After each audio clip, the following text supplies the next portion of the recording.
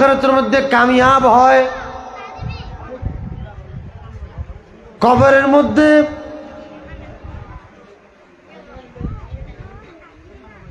নিজে তাজা থাকেন, কবর থেকে খুশবু বের হয়। যে নবীর দরুদ শরীফ পড়লে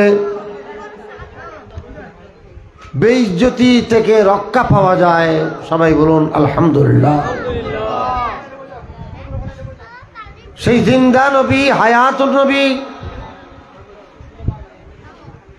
যে নবীর কথা বলছি উনি কিন্তু আমাদেরকে আপনাদেরকে দেখতে পাচ্ছেন। সুতরাং আপনারা নিশ্চিত জেনে শুনে নবী যে দেখতে পাচ্ছেন সেটা জেনে নবীকে একটু সালাম আরজ করবেন। সবাই বলুন আলহামদুলিল্লাহ। আল্লাহ পাক আমাদের সালাত সালামি অত্যন্ত সর্বোচ্চ সম্মানের সাথে পেয়ারা নবীর কদমে পাকে বকশিশ করুন। সবাই বলুন আমিন। সম্মানিত বিরাদরিন ইসলাম, দরুদ শরীফ পড়া, সালাত সালাম পড়া, এটা এমন একটি ইবাদত যেটা আপনি যদি প্রত্যেক দিন নিজে একটা অভ্যাস করে নিতে পারেন, আমরা আল্লাহ এবং আল্লাহ রসুলকে সাক্ষী করে কসম করে বলতে পারি আপনি বেইজ্জত হবেন না। দরুদ শরীফকে আপন করে নিলে আপনি অভাবে থাকবেন না। দরুদ শরীফকে বেশি বেশি পড়তে থাকলে আপনার কোনো কঠিন কাজ আটকে থাকবে না, সহজ হয়ে যাবে। সুবহানাল্লাহ। মাহফিলে মিলাদের সুযোগে আপনাদেরকে বলার জন্য লোভ সামলাতে পারছি না, সেরকম অনেক ঘটনা আপনাদেরকে বলার সুযোগ আছে। আমি অনেক কথা থেকে একটি কথা আপনাদের দৃষ্টি আকর্ষণ করছি, যে হযরত সুফিয়ান সৌরি এই ঘটনাটা বয়ান করছেন। সুফিয়ান সৌরি উনি কুফার মানুষ ছিলেন, আমাদের ইমাম আজমের সমসাময়িক, ইমাম আজমের বাড়ির মানুষ। সেই ইমাম আজম আবু হানিফা রাদিয়াল্লাহু তাআলা আনহুর বাড়ি ইরাকের কুফা, সেখানকার মানুষ। হযরত সুফিয়ান সৌরি 97 হিজরিতে জন্মগ্রহণ করেছেন, 161 হিজরিতে ইন্তেকাল করেছেন। হাদিসের বড় উস্তাদ ছিলেন, ইমাম বুখারীর দাদা উস্তাদ ছিলেন, ইমাম মুসলিমের দাদা উস্তাদ ছিলেন। কয়েক লাখ হাদিস মুখস্থ সুফিয়ান সৌরি। সেই হযরত সুফিয়ান সৌরি এত বেশি মুস্তাজাবুদ দাওয়াত ছিলেন, ওনাকে গ্রেফতার করার জন্য আব্বাসীয় খলিফা আবু জাফর মনসুর মক্কা শরীফে তাহাকে গ্রেফতার করার জন্য মানুষ পাঠিয়েছে। তখন হযরত সুফিয়ান ইবনে সাঈদ আস-সৌরি মাথা রেখেছেন ফুদাইল বিন আইয়াজের কোলে, পা রেখেছেন হযরত সুফিয়ান ইবনে উয়াইনার কোলে। এমত অবস্থায় তাকে পুলিশরা আসলো এবং বলল, হুজুর আমাদের কিছু করার নাই, বাদশা আপনাকে গ্রেফতার করতে বলেছেন, আপনাকে গ্রেফতার না করলে আমাদেরকে হত্যা করবে, আমাদেরকে মেরে ফেলবে। সুতরাং আপনি মেহেরবানি করে হেরম শরীফ থেকে বের হন, আমাদের সাথে চলেন। আপনারা কি আমার কথা বুঝতে পারতেছেন? আমি সহজ শব্দে কত করে বলছি। আমি যেই কথাগুলো বলছি এই কথাগুলো আমি অনেকবার খতমে বুখারীর তাকরীরের মধ্যে করে ফেলেছি, কিন্তু আওয়ামের মজলিসে করি নাই। আমি নিয়ত করে বসেছি ইন্নামাল আমালু বিন্নিয়াত, আল্লাহর বান্দাদের সামনে কিছু ধর্মীয় আলোচনা করব, কিছু কোরআন ও হাদিসের আলোচনা করব, যাতে করে মানুষের ভিতর কিছু ইসলামের আলো ছড়িয়ে পড়ে, মানুষের ভিতর কিছু পরিবর্তন আসে। আল্লাহ পাক তৌফিক দান করুন, আমিন। সুফিয়ান সৌরি হারাম শরীফের মধ্যে শুয়ে আছেন, মাথা দিয়েছেন ফুদাইল বিন আইয়াজের কোলে। জামানার বিখ্যাত গৌস ছিলেন তিনি, ফুদাইল বিন আইয়াজ। পা রেখেছেন সুফিয়ান বিন উয়াইনা, ওনার নাম সুফিয়ান, ওনার ছাত্র সুফিয়ান বিন উয়াইনা। 107 জন্ম, 198 ইন্তেকাল, 90 বছর বয়স পেয়েছেন, 91 বছর। সেই সুফিয়ান বিন উয়াইনার কোলে, উনিও আমিরুল মুমিনিন ফিল হাদিস। জীবনের 70 বছর, 90 বছর বয়সের মধ্যে 70 বার হজ করেছেন উনি, সুফিয়ান বিন উয়াইনা। তাহার কোলের মধ্যে রেখেছেন পা।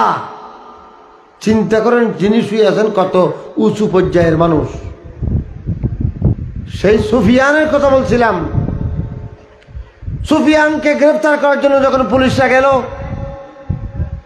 পুলিশরা বলল, হুজুর হারাম শরীফের এরিয়ার ভিতর তো হ্যান্ডকাপ লাগানো জায়েজ নাই, আপনি একটু আমাদের সাথে চলেন, আপনারা গ্রেফতার না করলে বাদশা আমাদেরকে মেরে ফেলবে। তখন হযরতে সুফিয়ান ইবনে সাঈদ আস-সাউরি তিনি উঠলেন, লাফ দিয়ে উঠলেন। পুলিশরা বলেছে বাদশা আসতেছে, আপনাকে গ্রেফতার না করলে আমাদেরকে ফাঁসিতে দেবে, বাদশা কয়েকদিনের মধ্যে আসতেছে। তখন হযরতে সুফিয়ান ইবনে সাঈদ নিজে লাফ দিয়ে উঠে কাবা শরীফের গিলাফ ধরে বলছেন, আমি আল্লাহর ঘরের কাবার গিলাফ ধরে বলতেছি, তোমার বাদশা যদি মক্কা শরীফে ঢুকতে পারে, আমি আর জীবনে হাদিসও পড়াবো না, জীবনে কোনোদিন আমি আর কাবা শরীফের দিকে তাকাবো না। সুবহানাল্লাহ। পরবর্তী দেখা গেল বাদশা ফতের মধ্যে মারা গেছেন। এই সুফিয়ান সৌরির কথা বলছি, মুখে যেটা বলে সেটা কবুল হয়ে যায়। সেই সুফিয়ান সাঈদ সৌরি কাবা শরীফে তোয়াফ করা অবস্থায় প্রত্যেক চক্করের মধ্যে আলাদা আলাদা দোয়া থাকে না, কিন্তু একজন মানুষকে দেখে প্রত্যেক চক্করে দরুদ শরীফ পড়ছে, প্রত্যেক চক্করে দরুদ শরীফ পড়ছে, প্রত্যেক চক্করে দরুদ সালাম পড়ছে। তখন সুফিয়ান সৌরি তাকে জিজ্ঞেস করলো, ভাই তুমি কি আর কোনো দোয়া জানো না, শুধু দরুদ শরীফ পড়তেছো কেন? এখানে তো সুবহানাল্লাহ আলহামদুলিল্লাহ ওয়া লা ইলাহা ইল্লাল্লাহ আকবার আছে, আল্লাহুম্মা রাব্বিগফির ওয়ারহাম ওয়া তাজাওয়াজ আম্মা না'লামু ওয়া লা না'লাম আছে, এখানে তো আল্লাহুম্মা ইন্না আউযু বিকা শাক্কি ওয়া শিরকি ওয়া শিকাকি ওয়া নিফাকি আছে, বিভিন্ন দোয়া আছে, প্রত্যেক চক্করের আলাদা আলাদা দোয়া আছে, রব্বানা আতিনা ফিদ দুনিয়া আছে। কই তুমি কিছু না পড়ে প্রত্যেক চক্করের প্রত্যেক জায়গাতে দরুদ শরীফ পড়ছো, ঘটনা কি? তখন সুফিয়ান সৌরিকে ওই ব্যক্তি উত্তর দিলেন, হুজুর শিক্ষা পাইছি বলে দরুদ শরীফ পড়তেছি। বলেছি কি শিক্ষা পাইছো? ওই ব্যক্তি উত্তর দিচ্ছেন, হুজুর আমি আসতেছিলাম, আমি কাবা শরীফের দিকে হজের জন্য আসতেছিলাম, আমার কাফেলার সাথে ছিলাম, আমার বাবাও সাথে ছিলেন। হঠাৎ করে আমি দেখলাম পথের মধ্যে আব্বাজান মারা গেছেন। শুধু মারা গেছেন তাই না, আমার বাবার চেহারা নাউজুবিল্লাহ বিকৃত হয়ে গেছে। আমার বাবার চেহারা গাধা অথবা অন্য কিছু খারাপ জানোয়ারের মতো হয়ে গেছে, কালো হয়ে গেছে, বিকৃত হয়ে গেছে। এখন আমার উপর 3 বিপদ। এক বিপদ হচ্ছে বাপ মারা গেছে, বাপকে নিয়ে আমি টানাটানি করতে গিয়ে কাফেলা হারিয়ে ফেলবো। দ্বিতীয় নম্বর যে বিপদ, আমার বাপের চেহারা নষ্ট হয়ে গেছে, শুকুরের চেহারা হয়ে গেছে। 3 নম্বর, দাফন কাফনের জন্য আমার এখানে কোনো ব্যবস্থা নাই। বিপদের উপর বিপদ পড়েছে, আমি টেনশনে পড়ে গেছি। টেনশনে পড়ার সময় কিছুক্ষণ পরে হঠাৎ করে একজন নুরানি শেকালওয়ালা বুজুর্গ, একজন নুরানি মানুষ আমার দিকে এগিয়ে আসছেন। আমার বাবার মুখের মধ্যে, চেহারার মধ্যে হাত বুলিয়ে দিলেন। আমার বাবার চেহারা আগের থেকে সুন্দর হয়ে গেল, মানবের চেহারা এসে গেল, আগের থেকে সুন্দর হয়ে গেল, আমার ইজ্জত বাঁচলো। আমি ওই মানুষটাকে বললাম, ও আল্লাহর বান্দা, ও নেককার মানুষ, ও আল্লাহওয়ালা মানুষ, আপনি কে? আমার এত বড় উপকার করলেন। বলে যে তুমি আমাকে চিনো নাই? কি আপনি কে? বলে যে আমি তোমার বাপ যেই নবীর উপর দরুদ শরীফ পড়তো, আমি সেই নবী। এগুলো কি স্বপ্নে নাকি বাস্তবে? নবী ইন্তেকাল করলো, জিন্দা। নবী কবর, মাজার এবং রওজা শরীফের মধ্যে দফন হওয়ার পরেও যেখানে খুশি সেখানে আসতে, তো আমাদের এখানে আসতে পারে না। এই কথাটা আমরা আপনাদেরকে বুঝাইতে চাই। এই কথাটা মানলে আপনারা আর ওয়াহাবি থাকবেন না, সুন্নি হয়ে যাবেন। এই কথা যারা মানে তাদেরকে সুন্নি বলা হয়। আমাদের নবী ইন্তেকাল করেছেন, তারপরও জিন্দা। আমাদের নবী যারা দরুদ শরীফ বেশি পড়ে তাদেরকে ইন্তেকালের পরেও সাহায্য করতে আসেন। যারা বেশি বেশি দরুদ শরীফ পড়ে তাদের মুসিবতের মধ্যে আমাদের নবী উদ্ধার করে নেন। নবী বিপদ থেকে উদ্ধারকারী। খতমে গৌসিয়ার মধ্যে একটা দরুদে তাজ পড়ে না, সেখানে বলা হয়েছে দাফিউল বালায়ে ওয়াল ওয়াবায়ে ওয়াল কাহতে ওয়াল মারদে ওয়াল আলম। আমাদের নবী দাফিউল বালা, আমাদের নবী, আপনাদের নবী, কুল কায়নাতের নবী বলা মুসিবত দফন করে দেয়। দাফিউল বালা ওয়াল ওয়াবা, ওয়াবা মানে মহামারী। আমাদের নবী মহামারীকে দূর করেন। এগুলো বাতিলরা শিরিক বলে, খুব খেয়াল করবেন। ঈদে মিলাদুন নবীর মাহফিল, তো যেই নবীর দরুদ শরীফের ফজিলত বলছি সেই নবীর উপর আমরা একটু আওয়াজ করে দরুদ শরীফ পড়ি। আল্লাহুম্মা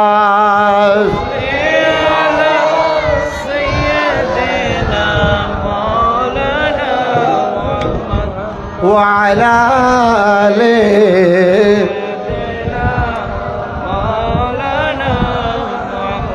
या इलाही जो दुआएं नेक मैं तुझसे करो, कुदसियों के लबों से आमीन रब्बना का साथ हो अल्लाहुम्मा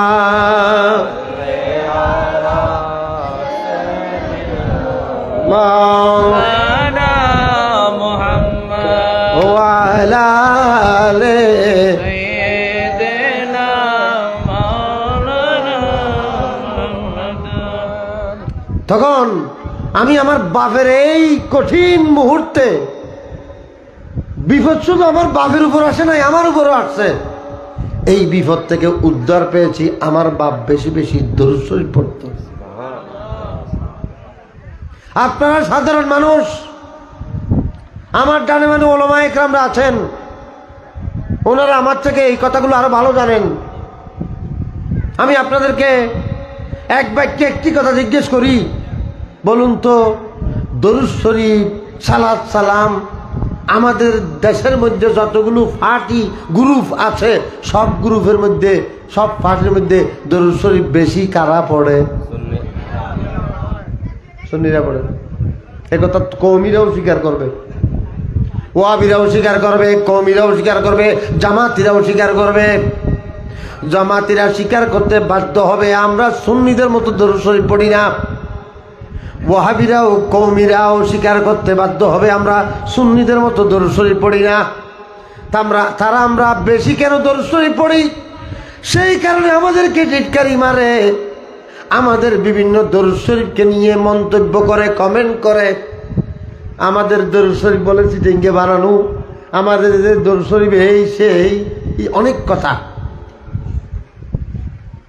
কিন্তু এটা সত্য, সবচেয়ে বেশি দরুদ শরীফ পড়ি আমরা, ঠিক কিনা?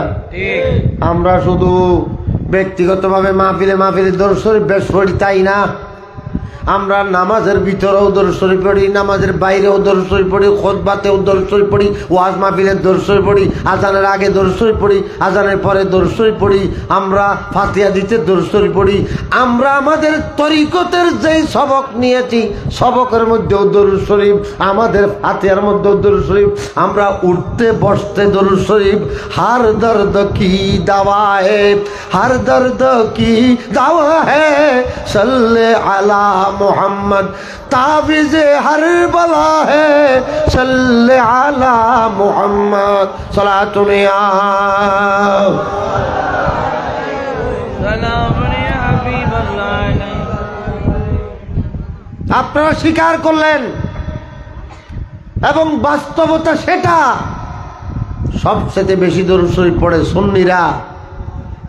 আর হাদিস শরীফে বলা হচ্ছে, হযরতে আব্দুল্লাহ ইবনে মাসউদ রাদিয়াল্লাহু তাআলা আনহু রিওয়ায়াত করছেন, তাবরানী শরীফে হাদিস এসেছে যে আউলান নাসে বি ইয়াউমাল কিয়ামতে, কিয়ামতের দিন আমি নবীর অত্যন্ত কাছাকাছি অবস্থান করবে, আকসারুহুম আলাইয়া সালাতান, যে আমি নবীর উপর বেশি বেশি দরুদ শরীফ পড়বে। সুবহানাল্লাহ। বলুন, নবীর কাছাকাছি থাকবে কারা? যারা বেশি বেশি দরুদ শরীফ পড়ে। বলুন, দরুদ শরীফ বেশি পড়লে লাভ হলো না ক্ষতি হলো? নবীর কাছে থাকলে কি ক্ষতি না লাভ? হযরতে আনাস আমাদের নবীর গোলাম, আমাদের নবীর খাদেম। হযরতে আনাস দুনিয়ার সাহাবী, 10 বছর বয়সে খেদমতে এসেছেন আর 10 বছর খেদমত করেছেন। 93 অথবা 103 হিজরিতে ইন্তেকাল করেছেন, সবচেয়ে বেশি বয়স পেয়েছেন। হযরতে আনাস রিওয়ায়াত করছেন, ইয়া রাসূলুল্লাহ, কিয়ামতের দিন আমরা আপনাকে কোথায় পাবো? আমরা আপনাকে কোথায় পাবো কিয়ামতের দিন? ইয়া রাসূলুল্লাহ, এত বিশাল কিয়ামতের ময়দান, আপনার ঠিকানা কোথায়? আপনারে কোথায় পাবো? আইনা আজিদুকা ইয়াউমাল কিয়ামা। ইয়া রাসূলুল্লাহ, কিয়ামতের দিন আমরা আপনাকে কোথায় পাবো? খুব খেয়াল করেন, সাহাবা জিজ্ঞেস করতেছেন, সাহাবা আল্লাহ রসুলকে জিজ্ঞেস করছেন, ইয়া রাসূলুল্লাহ, আমার নিজের আমলের উপর আমার ভরসা নাই, আপনি একটু আমার জন্য সুপারিশ করিয়েন। আল্লাহ রসুল বললেন, ইনশাল্লাহ। সাহাবা আলু, ইনশাল্লাহ আমি তোমার জন্য সুপারিশ করব। আনসকে বলছেন আমি তোমার জন্য সুপারিশ করব। এখন আনসের মনে মনে খেয়াল আসছে, নবী তো আমাকে সুপারিশ করবেন বলছে, আমারে নবী ভাবে কোথায়? আচ্ছা, আমারে ভাবে কোথায় এটা আমি জিজ্ঞেস না করে নবীরে আমি কোথায় ভাবে এটা জিজ্ঞেস করি। ইয়া রাসূলুল্লাহ, আপনাকে আমি দৌড়তে দৌড়তে কোথায় খুঁজবো? ইয়া রাসূলুল্লাহ, আমার একটু খুঁজে নিয়েন। এটা বলতে বেয়াদবি লাগতেছে না? এটা দরকার নেই, রসুলকে কষ্ট দেওয়ার কি দরকার? রসুল যাতে আমাকে কষ্ট করে খুঁজতে না হয়, আমি যে ইয়া রসুলকে দৌড়তে দৌড়তে খুঁজবো। ইয়া রাসূলুল্লাহ, আপনার ঠিকানাটা একটু বলেন না, আপনারা আমি কোথায় পাবো? তখন আমাদের নবী বলছেন, সাতাজুদুনি আলা সিরাতে, হে আমার উম্মত, আমাকে ফুলসিরাতের পারে পাবে, আমি ফুলসিরাতের পারে থাকবো। पुल से उतारो राहे गुजर को खबर न हो। आला हज़रत बयान করছেন, पुल से उतारो राहे गुजर को खबर न हो। আমরা উম্মতি মুহাম্মদিয়া এমন ভাবে ফুলসিরাত পার হব, ফুলসিরাত তো বুঝতে পারবে না আমরা কেমনে পার হয়েছি। আমাদের পার হওয়ার গতি সেরকম থাকবে। আল্লাহ হযরত আরেক জায়গায় বলতেছেন, আমরা ওয়াজদের মাধ্যমে ফুলসিরাত পার হয়ে যাব। ইয়া ইলাহি ইয়া ইলাহি जब सरे शमशीर पर चलना पड़े। या रसूल अल्लाह, আমরা ফুলসিরাত পার হওয়ার সময় আপনি ফুলসিরাতে পারে থাকবেন। ইয়া আল্লাহ, আমার ফুলসিরাত পার হওয়ার সময় আপনার নবী সল্লিম সল্লিম যখন বলবেন, তখন আমি ওই তলোয়ারের দ্বারের চেয়েও বেশি দাঁড়ালু ফুলসিরাতের উপর আমি দ্রুত গতিতে পার হয়ে যাব। আল্লাহ, তুমি আমাকে সেইভাবেই কবুল করো। সবাই বলুন আমিন। ইয়া ইলাহি জব সরে शमशीर पर चलना पड़े, रब्बी सल्लिम कहने वाला गमज़दा का साथ हो। अल्लाहुम्मा सल्ली सय्यिदना व अला आले।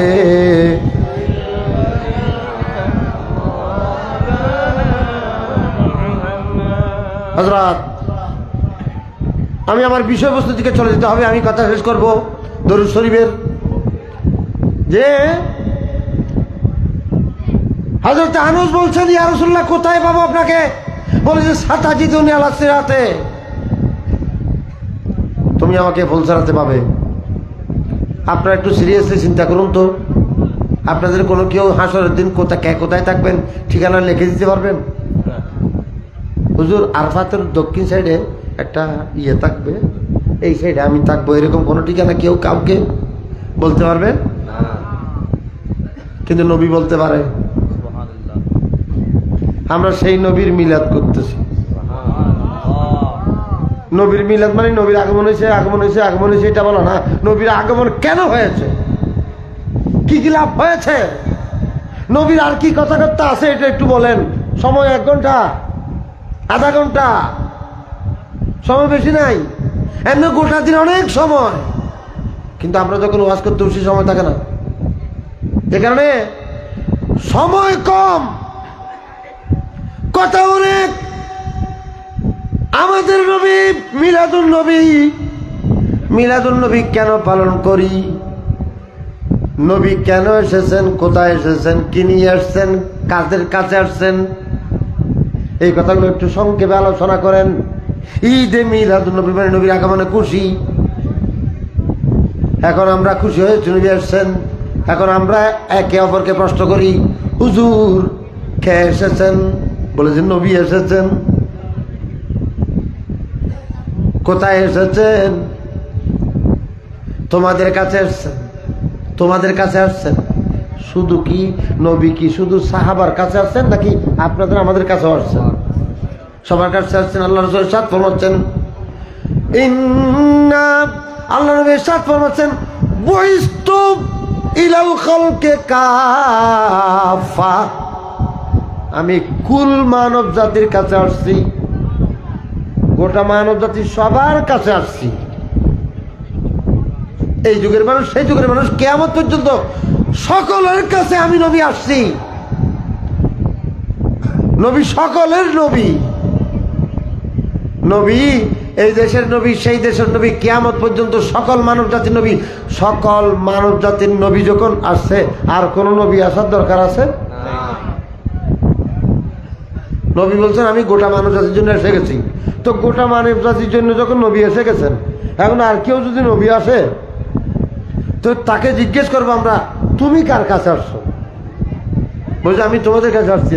আর আমাদের কাছে তো নবী এসেছে, উনি এখনো আছেন। আমাদের নবী খাতামুন নবীন। আমাদের নবীর পরে আর কোন নবী আসার সম্ভাবনা নাই, সুযোগ নাই, অসম্ভব।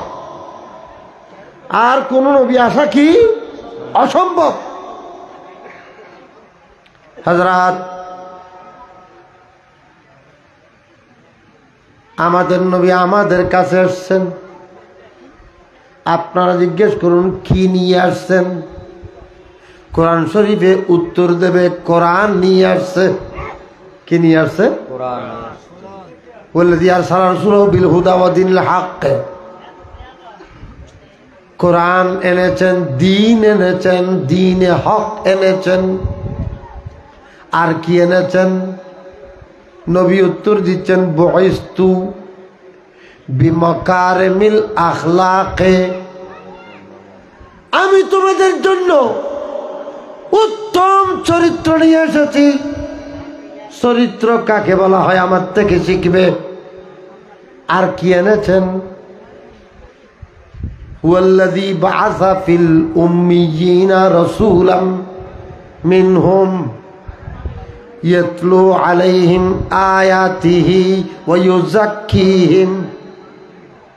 কোরআন শরীফে সূরা জুমা আল্লাহ পাক ইরশাদ ফরমাচ্ছেন, তোমাদের মাঝে যে নবী গেছেন সেই নবী তোমাদেরকে এলম শিখাবেন, কিতাব শিখাবেন, তোমাদেরকে এলম দেবেন।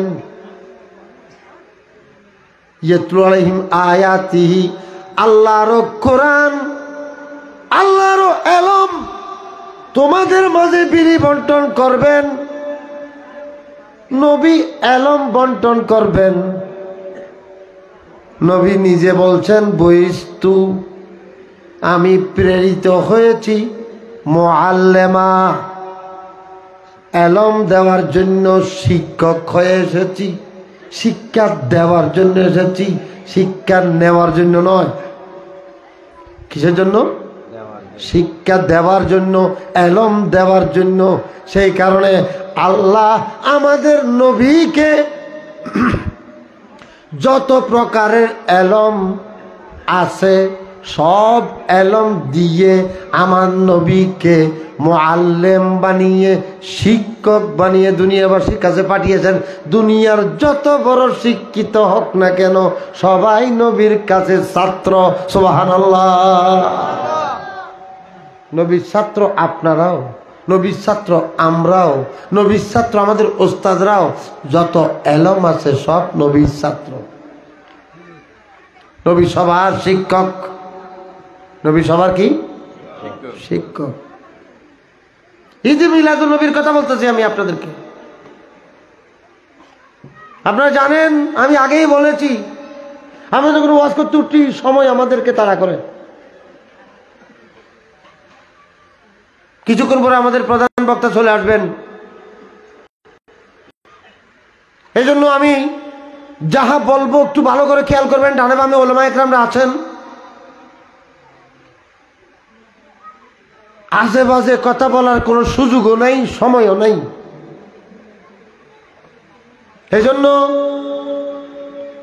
সবার প্রতি দৃষ্টি আকর্ষণ খুব ভালো করে খেয়াল করবেন। নবী এসেছেন এলম দেওয়ার জন্য। নবীর অনেক পরিচয়। আমাদের নবী কুল কায়নাতের সর্বশ্রেষ্ঠ, আমাদের নবী গায়েব জাননেওয়ালা, আমাদের নবী এই সেই, আমাদের নবী কুল কিয়ামত পর্যন্ত নবী, অনেক পরিচয়। কিন্তু আমাদের নবী সবচেয়ে বেশি ফলাও করে যেটা পরিচয় দিতে চান সেটা হচ্ছে, হে আমার উম্মত, আমি তোমাদের বাপের মতো। আমি তোমাদের কিসের মতো? আমি তোমাদের বাবার মতো। আমার ভাইরা, আপনারা, আমরা সবাই, আমি বলি আর নাই বলি, জগতের মাঝে ওয়াহাবি, সুন্নি এবং জামাতি, দেওবন্দি, আমাদের ভিতর বিভিন্ন শাখা আছে না নাই? দেওবন্দীদের এক মুরব্বী, তাদের বড় একজন আলেম আমাদের নবী সম্পর্কে মন্তব্য করেছেন, নবীর সম্মান বড় ভাইয়ের মতো। তো এটা কি নবীর শানে আঘাত হয় নাই? বড়ে ভাই কি তারা কে বলেছেন? ইসমাইল দেহলভি বলেছেন। ইসমাইল দেহলভি সৈয়দ আহমদ বেরেলির ছাত্র এবং শিষ্য খলিফা, দুজন একসাথে মারা গেছে বালাকোটে 1246 হিজরিতে। এখন 1445 হিজরি, আজ থেকে বরাবর 200 বছর আগে। সেই ইসমাইল দেহলভি বলেছেন, নবীর সম্মান বড় ভাইয়ের মতো। আর আমাদের নবী নিজে বলছেন আনা লাকুম মিসলুল ওয়ালিদে, আমি তোমাদের জন্য বাবার মতো। জামাতি এবং দেওবন্দি বলতেছে বড় ভাইয়ের মতো। জামাতের প্রতিষ্ঠাতা মৌদুদি সাহেব বলেছেন নবীর মর্যাদা সর্দারের মতো, এলাকার মেম্বার চেয়ারম্যানের মতো।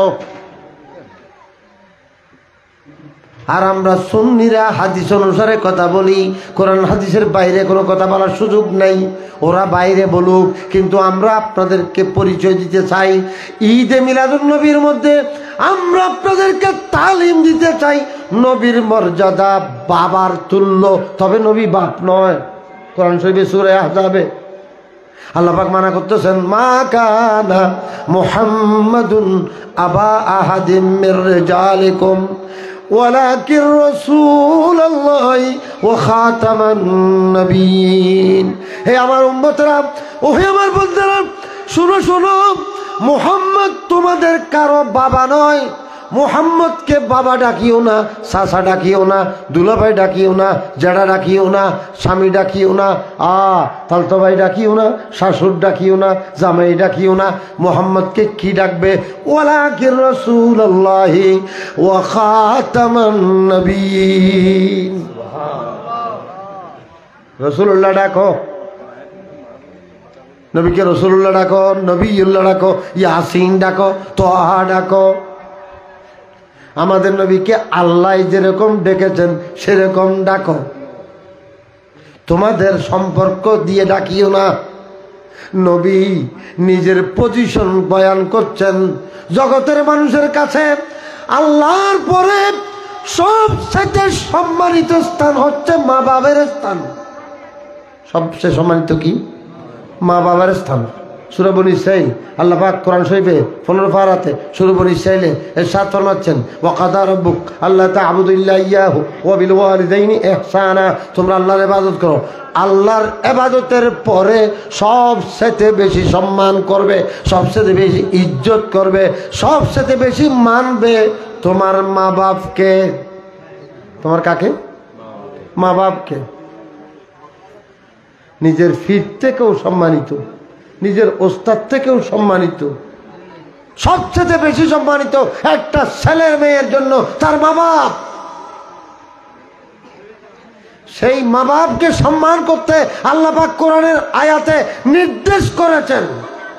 কিরকম কঠোর করে করে বলছেন, খবরদার খবরদার, কি করিও না তোমরা তোমরা তোমাদের মা বাপকে বড় আওয়াজে কথা বলিও না। ইম্মা ইয়াবলুগান্না ইনদাকাল কিবারা আহাদুহুমা ফালা আও কিলাহুমা ফালা তাকুল্লাহুমা উফিন। তোমরা তোমাদের মা বাপের সামনে কোনো কষ্ট পেলে উফ বলিও না, অথবা তোমরা তোমাদের মা বাবার সাথে এমন আচরণ করবে না যেই আচরণ করলে তাদের জবান থেকে উফ শব্দ বের হয়। ওয়ালা তাকুল্লাহুমা উফিন ওয়ালা তানহারহুমা।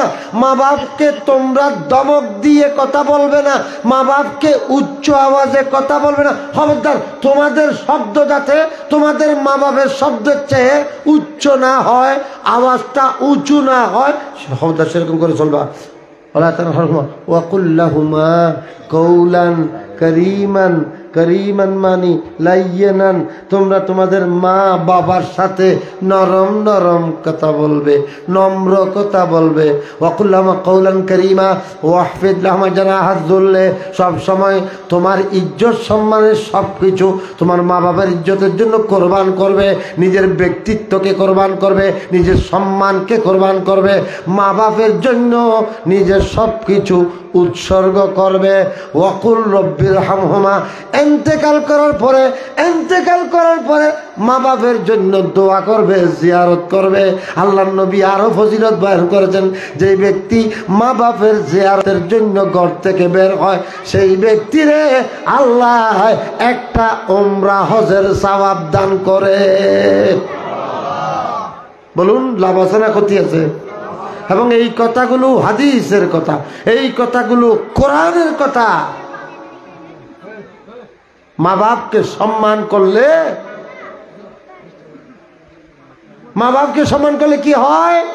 হজের সওয়াব হয়। হজের সওয়াব। আমি নিজের পকেট থেকে কথাগুলো বলছি না, আল্লাহর কোরআনে বলেছেন, হাদিস শরীফে সহিহ হাদিসে বয়ান করেছেন, যে ব্যক্তি মা বাবার জিয়ারত করবে সে যেন একটা উমরা হজের সওয়াব পাবে। বলুন, একটা উমরা করতে কয় লাখ টাকা লাগে? বর্তমানে 1.5 লাখ টাকা লাগে। আর আপনি মা বাবার জিয়ারত করলে এই 1.5 লাখ টাকার সওয়াব ঘরে বসে পাচ্ছেন, ঘরে বসে পাচ্ছেন। বলুন, এন্তেকালের পরে মা বাবার জিয়ারত করা যায় আছে না নাই?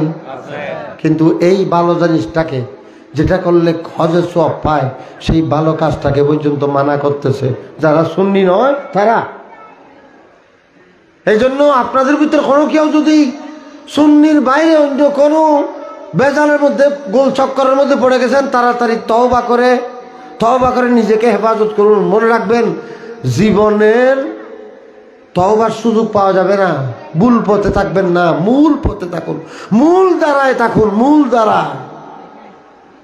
আল্লাহ পাক কবুল করুন, আমিন। সালাতুন ইয়া রাসূলুল্লাহ আলাইকুম।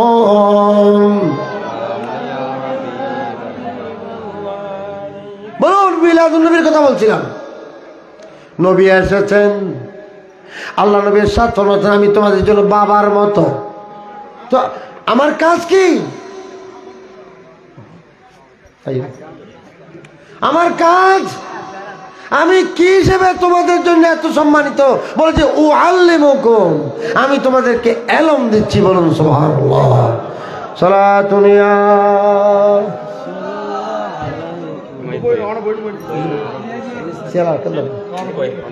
সালাতুন ইয়া রাসূলুল্লাহ আলাইকুম।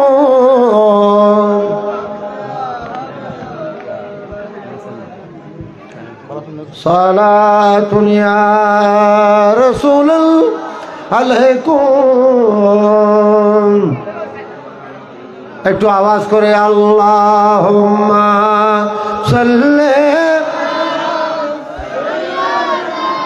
মাওলানা মুহাম্মদ ওয়া আলা আলিহি।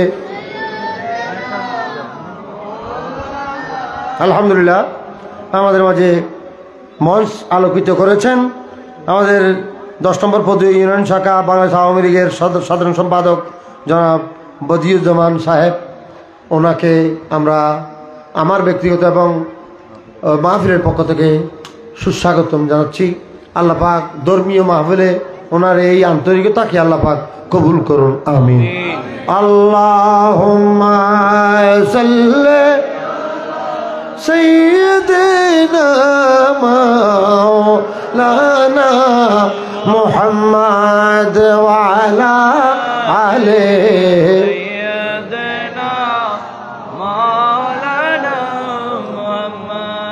सोना जंगल रात अंधेरी चाहे बदले काली है, सोने वालों जागते रहियो, चोरों की रखवाली है। अल्लाहुम्मा सल्ली मौलाना मुहम्मद सैयदीना।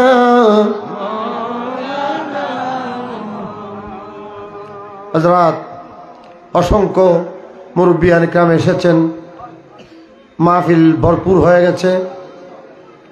আমি যেই কথাটা গভীর দৃষ্টি আকর্ষণ করতে চাচ্ছিলাম, ঈদে মিলাদুন্নবী উপলক্ষে আলোচনা চলছে এবং নবীর আগমন কেন হয়েছে, কি নিয়ে আসছেন, নবী সংক্রান্ত প্রশ্নের উত্তর খুঁজতে আমরা চেষ্টা করছি।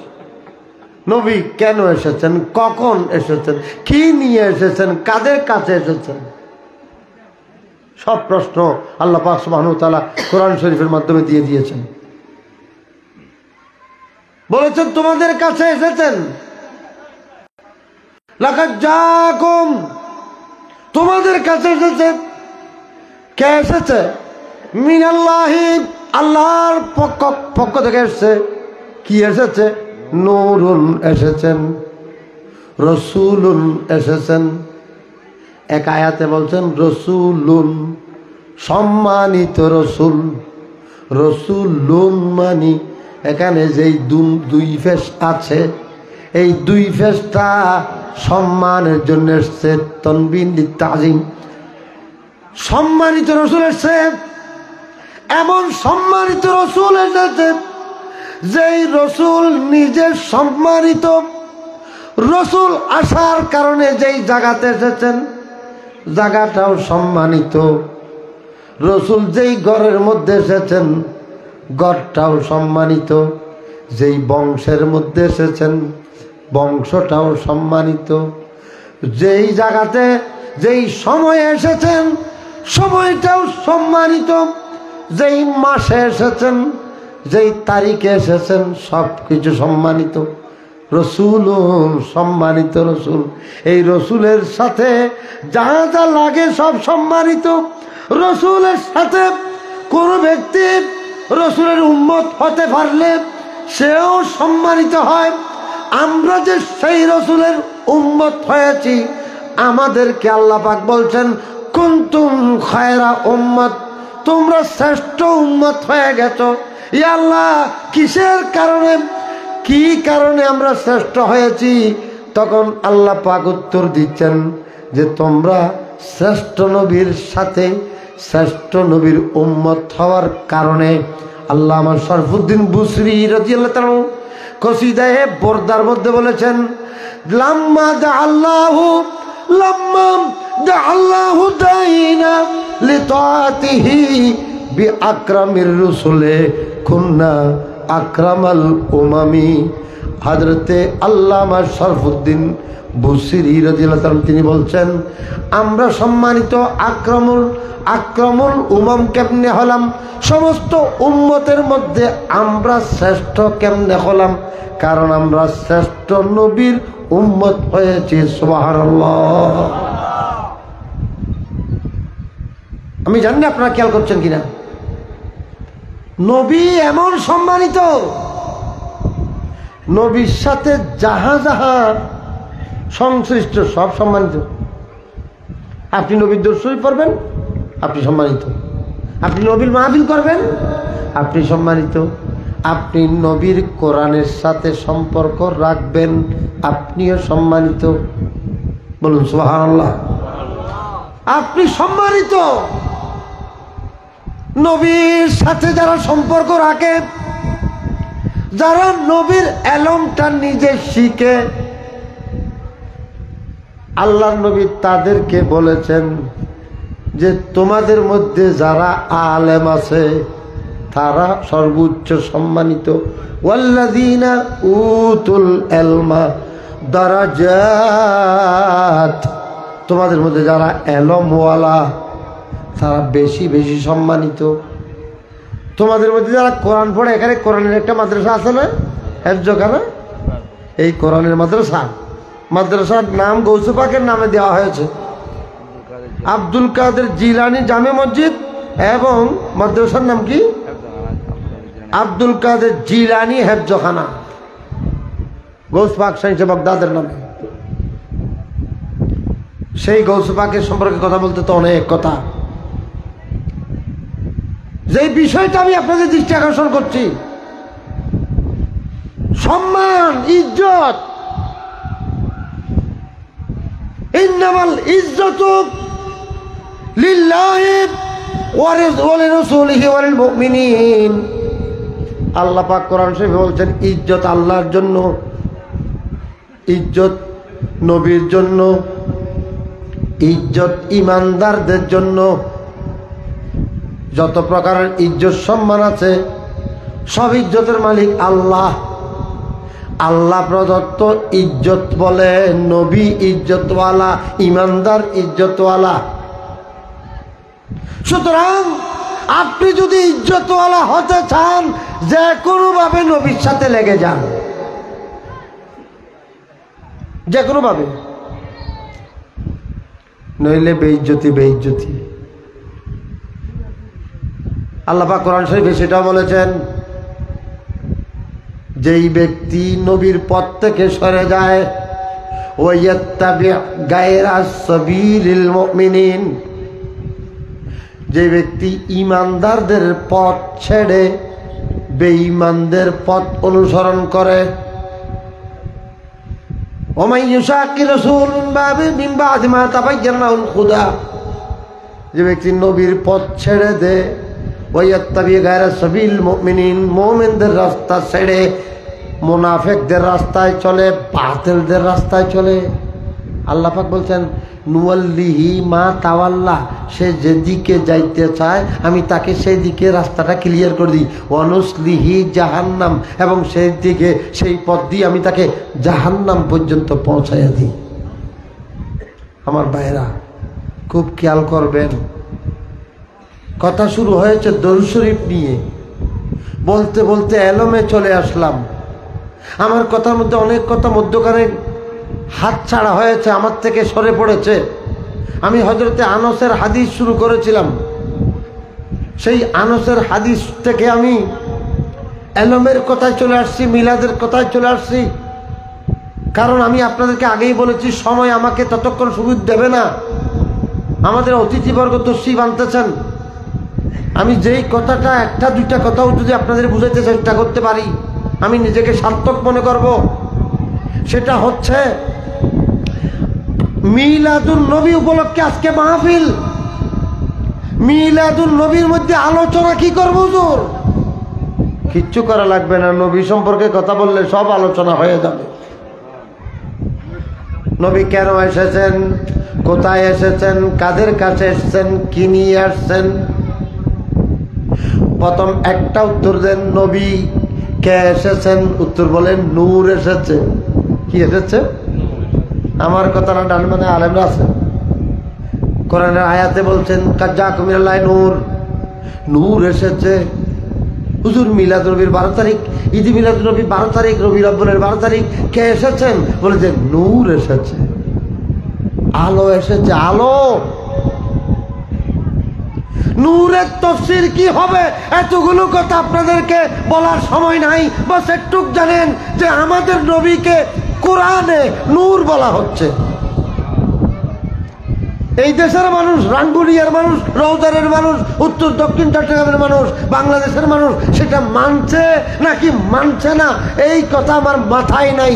কোরআনেই বলছে নবী নূর এসেছে। সুবহানাল্লাহ। এখন যারা মানবে না তারা নূর মানি ইসলাম, নূর মানি কোরআন, নূর মানি মনে হয় এমনি অন্য কিছু বলছে, ডানে বামে আজে বাজে তাবিল করবে। তাবিল মানি অপব্যাখ্যা করবে।